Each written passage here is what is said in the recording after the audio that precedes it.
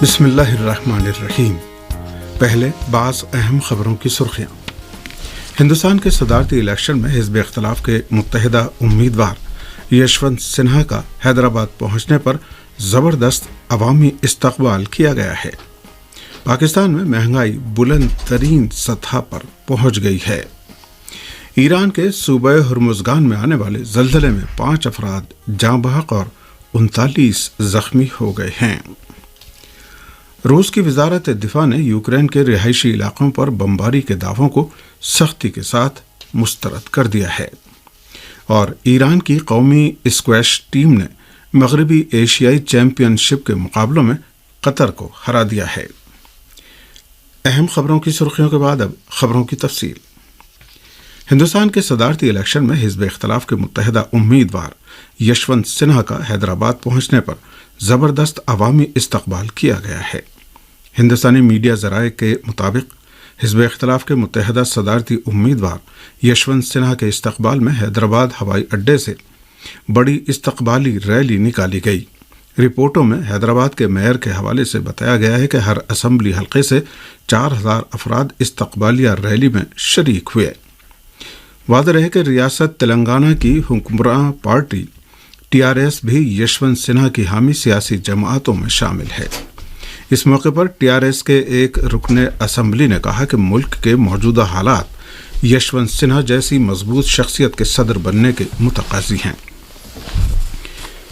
واضح رہے کہ ہندوستان کے صدارتی الیکشن کے لیے BJP کی سربراہی میں مرکز کے حکمراں متحدہ جمہوری اتحاد نے ایک قبائلی خاتون سیاستداں دروپدی مرمو کو امیدوار بنایا ہے، اور متحدہ حزب اختلاف کے امیدوار کی حیثیت سے سابق مرکزی وزیر یشونت سنہا نے کاغذات نامزدگی جمع کرائے ہیں۔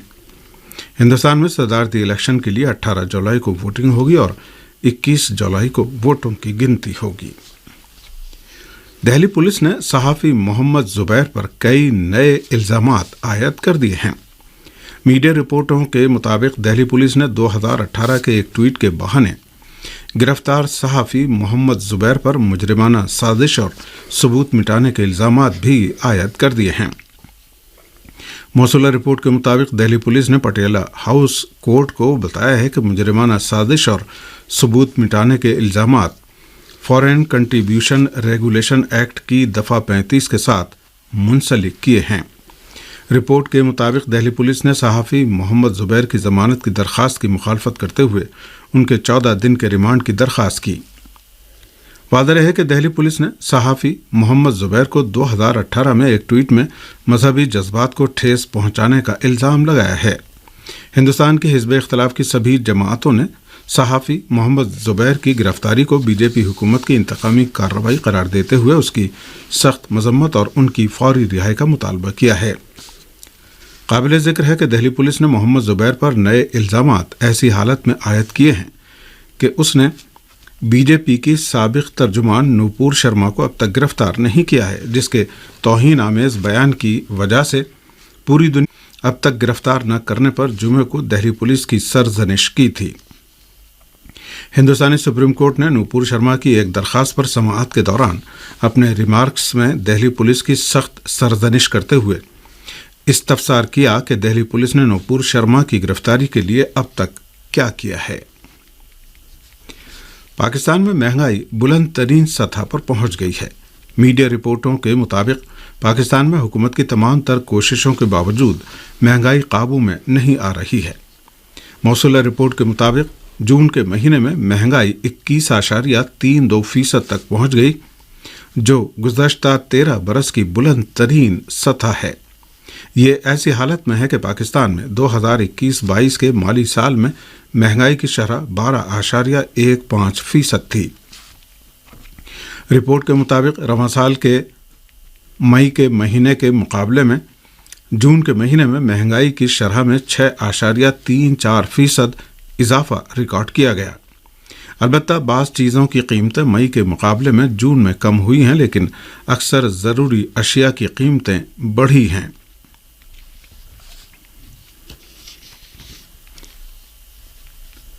ایران کے صوبہ ہرمزگان میں آنے والے زلزلے میں 5 افراد جاں بحق اور 39 زخمی ہو گئے ہیں۔ زلزلہ نگاری کے مرکز کے اعلان کے مطابق ہفتے کی صبح جنوبی ایران کے صوبہ ہرمزگان کی بندر لنگا اور بندر خمیر کے اضلاع شدید زلزلے کے جھٹکوں سے لرز اٹھے۔ ریکٹر اسکیل پر زلزلے کی شدت 6.1 تھی۔ اس کے بعد بندر گنگ کے اطراف میں بھی اسی شدت کا ایک زلزلہ آیا جس کا مرکز زمین کے 28 کلومیٹر نیچے تھا، جبکہ 6.3 کی شدت سے ایک زلزلہ بندر خمیر میں آیا جس کا مرکز زمین کے 26 کلومیٹر نیچے تھا۔ سرکاری اعداد و شمار میں مرنے والوں کی تعداد 5 اور زخمیوں کی تعداد 39 بتائی گئی ہے۔ زخمیوں کو بندر لنگا اور بندر خمیر کے اسپتالوں میں منتقل کر دیا گیا ہے۔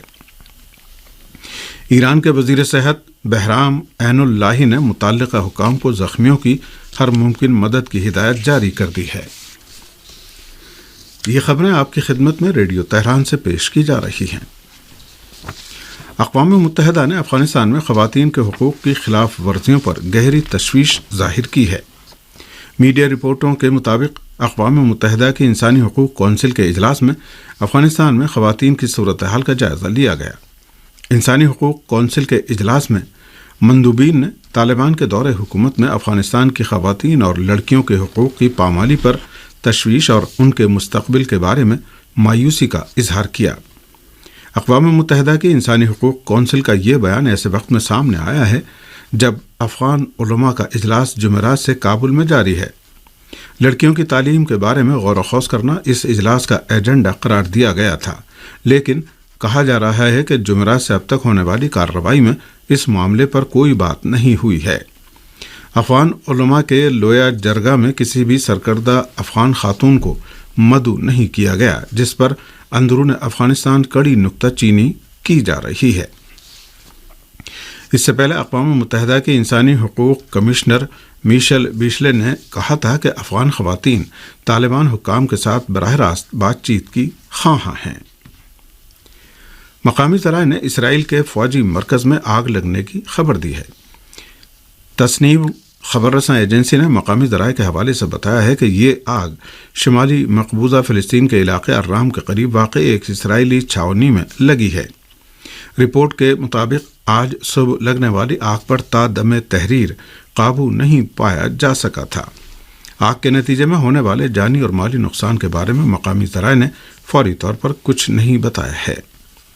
اسرائیل کی مختلف تنصیبات میں آگ لگنے کے واقعات تواتر کے ساتھ پیش آتے رہے ہیں، تاہم ان کی وجوہات تاحال واضح نہیں ہو سکی ہیں۔ آگ لگنے کے ملتے جلتے واقعات نے صہیونی حکومت میں تشویش کی لہر دوڑا دی ہے اور مقبوضہ علاقوں میں بدامنی کا احساس دن بدن شدت اختیار کرتا جا رہا ہے۔ فلسطین کی مزاحمتی تنظیموں نے غاصب صہیونی حکومت کے خلاف مزاحمتی کارروائیاں جاری رکھنے پر زور دیا ہے۔ جہاد اسلامی فلسطین کے سربراہ زیاد النخالہ نے شہید ابو سمہدانہ کی یاد میں منعقدہ ایک پروگرام میں کہا کہ ملت فلسطین کھوکھلے وعدوں پر اپنے حقوق سے دستبردار نہیں ہوگی۔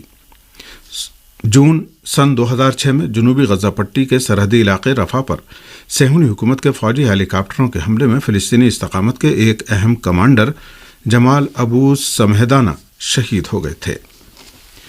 النخالہ نے مزید کہا کہ ملت فلسطین اور اس کی استقامت دشمن کو اپنی تاریخ مسخ کرنے اور اپنے ملک سے عبور کرنے کے لیے پل کا کام نہیں کرے گی، اور اسی بنا پر مجاہدین جد و جہد کے راستے پر گامزن ہیں اور اپنی جان فلسطین اور بیت المقدس پر قربان کر رہے ہیں۔ صہیونی حکومت نے شام کے جنوبی طرطوس علاقے میں میزائل حملہ کیا ہے۔ صہیونی حکومت دہشت گردوں کی مدد کرنے کے لیے شامی فوج کے اڈوں اور فوجی تنصیبات پر حملے کرتی رہتی ہے۔ شام کی سرکاری خبر رساں ایجنسی سانا کی رپورٹ کے مطابق صہیونی حکومت نے مغربی طرابلس میں میڈیرین سی کے اوپر سے کئی میزائل فائر کر کے جنوبی طرطوس کے الحمیدیہ ضلع کے اطراف میں واقع ایک مرغی فارم کو نشانہ بنایا۔ اس رپورٹ کے مطابق اس حملے میں 2 شامی شہری بھی جاں بحق ہوئے ہیں جبکہ ایک خاتون زخمی ہوئی ہے۔ شام کا بحران سن 2011 میں سعودی عرب کے حمایت یافتہ دہشت گردوں کے حملے سے شروع ہوا تھا۔ شام استقامتی محاذ کا ایک اہم رکن ہے جو علاقے میں امریکی صہیونی سعودی اقدامات اور سازشوں کا مقابلہ کرنے میں بنیادی کردار کا حامل ہے۔ یمنی ذرائع نے خبر دی ہے کہ جارحِ سعودی اتحاد نے گزشتہ 24 گھنٹے کے اندر 82 بار جنگ بندی کی خلاف ورزی کی ہے۔ یمن جنگ بندی سمجھوتے کی جارحِ سعودی اتحاد کی جانب سے بارہا خلاف ورزی ہوتی رہی ہے، تاہم اقوام متحدہ کے صلاح و مشورے کے بعد تقریباً 1 مہینے پہلے پھر 2 ماہ کے لیے بڑھا دی گئی۔ المسیرہ ٹی وی کی رپورٹ کے مطابق سعودی اتحاد الجوف، معارب، حجہ، زالے، سادہ، تعیز صوبوں اور سرحدی علاقوں میں جاسوسی کی پروازیں انجام دے کر جنگ بندی سمجھوتے کو پامال کر رہا ہے۔ سعودی عرب، امریکہ، متحدہ عرب امارات اور چند دیگر ممالک کی مدد سے 26 مارچ سن 2015 سے یمن کو بری، بحری اور فضائی جارحیت کا نشانہ بنا رہے ہیں۔ روس کی وزارت دفاع نے یوکرین کے رہائشی علاقوں پر بمباری کے دعووں کو سختی کے ساتھ مسترد کر دیا ہے۔ ایسوسی ایٹڈ پریس سمیت بعض مغربی ذرائع ابلاغ نے دعویٰ کیا ہے کہ روس نے جمعے کے روز جنوب مغربی یوکرین کے ساحلی شہر اوڈیسا سے 50 کلومیٹر کے فاصلے پر واقع سرہیوکا شہر کے رہائشی علاقے پر بمباری کی ہے، جس میں کم سے کم 21 افراد ہلاک ہو گئے ہیں۔ یوکرینی صدر کے دفتر سے جاری ہونے والے بیان میں بھی کہا گیا ہے کہ روسی لڑاکا طیاروں سے داغے جانے والے کم سے کم 3 میزائل ایک رہائشی عمارت اور ایک پناہ گزی کیمپ پر لگے ہیں۔ دوسری جانب روس کی وزارت دفاع نے کہا ہے کہ حکومت یوکرین ایک اشتعال انگیز اقدام کی تیاری کر رہی ہے، جس کے تحت روسی فوج پر عام شہریوں کے قتل عام، شہری تنصیبات کو تباہ کرنے اور کلسٹر بموں کے استعمال کے الزام لگائے جائیں گے۔ یوکرینی حکام نے اس سے پہلے روس پر کرمنچوک شہری ایک مصروف شاپنگ مال پر حملے کا الزام عائد کیا تھا۔ ایران کی قومی اسکواش ٹیم نے مغربی ایشیائی چیمپئن شپ کے مقابلوں میں قطر کو ہرا دیا ہے۔ ہمارے نمائندے کے مطابق علی رضا شاملی، سپہر اعتماد پور اور ضیاء کاشانی پر مشتمل ایرانی اسکواش ٹیم نے سنسنی خیز مقابلے کے بعد آخرکار اپنے طاقتور حریف قطر کو 2-1 سے شکست دے دی۔ سنگل مقابلوں میں قطر کے عبداللہ التمیمی پہلے نمبر پر رہے، جبکہ ایران کے علی رضا شاملو کو دوسرے انعام سے نوازا گیا۔